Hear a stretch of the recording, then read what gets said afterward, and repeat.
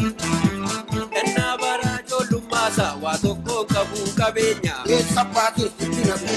Jaalala bituu barbaada. Salphina dulluma keessa. Salphadhu. Waggaa 30 kabajachuu qofa otoo hin ta'in waggaa 30 gidduutti maalan hojjedhee yeroo jedhee dubbatti of ilaaluudha. Waggaa 30 gidduutti wanta hojjedhee miidiyaadhaan waltajjii adda addaatiin alatti dhuunfaa kootiin hiriyoota koo wajjin koo irraa hojjedhe dookumentiidhaan walitti qabee isa kan hojjedhee dhaloonni dhufuuf nuyi bara dukkanaa sana keessa amma kana carraaqnee asiin geenyerraa isin immoo nurkaa fuudhaatii galmaan gaadhaa galmiin geenya ammaaf hin hafaa nu hafaa. Sagantaa kanarraa hafuun gonkumaa hin danda'amu.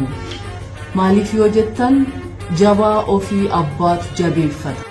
Namni tokko innaa waa qopheeffatu dhangaa tokko innaa qopheeffatu nama isa barbaada. Ijoollee hiriyoonni kun na gargaaranii dadhabbii guddaadhaan gatii guddaan itti baay'asiin geenyeerra. Gaafa inni du'u yookiin gaafa isheen duutu artistii tokko boo'uun dura jiraatti wal bira dhaabbannee ogummaa isaa jabeessinee rakkina isaa gaafannee dhukkuba isaatiif mana yaalaa geessuun ga'ee keenya wanta ta'eef adaraa akka irraa hin hafne isiin jira.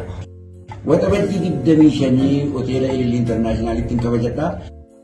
Waxabajjii 25 hoteela Intarnaashinaal Ililiitti asumatti akka wal arginu abdiin qaba.